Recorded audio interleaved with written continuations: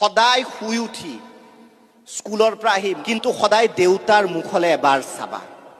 পঢ়িব মন নাযাব নহয় কেতিয়াবা, দেউতাৰ মুখলৈ এবাৰ চাবা। গোটেই দিনটো মানুহজনে কষ্ট কৰি 10-15 টকা 100 টকা 200 টকাৰ হিচাপ কৰি মোৰ ল'ৰাটোৱে পঢ়িব, মোৰ ছোৱালীজনী পঢ়িব বুলি চিন্তাত যে চিন্তাক্লিষ্ট মুখখন এবাৰ দেউতাৰ মুখলৈ চাবা আৰু মনত প্ৰতিজ্ঞা কৰিবা, দেউতা মই তোমাৰ বাবে পঢ়ি ডাঙৰ মানুহ হ'ম।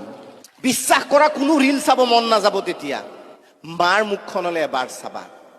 কিমান উজাগৰি নিশা পাৰ কৰিছে আমাৰ বাবে, কিমান জ্বৰ হৈছিল, আমুক হৈছিল, আমাৰ অকণমান গা বেয়াৰ লগে লগে মায়ে গোটেই ৰাতি নোখোৱাকে আমাৰ সৈতে আছিল আৰু পুৱা 5 বা 6 বজাত হয়তো দেউতাক কামলৈ যাবলৈ বা যি কাৰণে ৰাতিপুৱা খাদ্য তৈয়াৰ কৰি দিছিল চকুৰ টোপনি থৈ। সেই মাৰ চকুলে এবাৰ চাবা, প্ৰতিজ্ঞা কৰিবা, মা মই তোমাৰ ছোৱালী হয়, মা মই তোমাৰ ল'ৰা হয়, তোমাৰ বাবে মই জীৱনত ভাল কাম কৰি দেখুৱাম।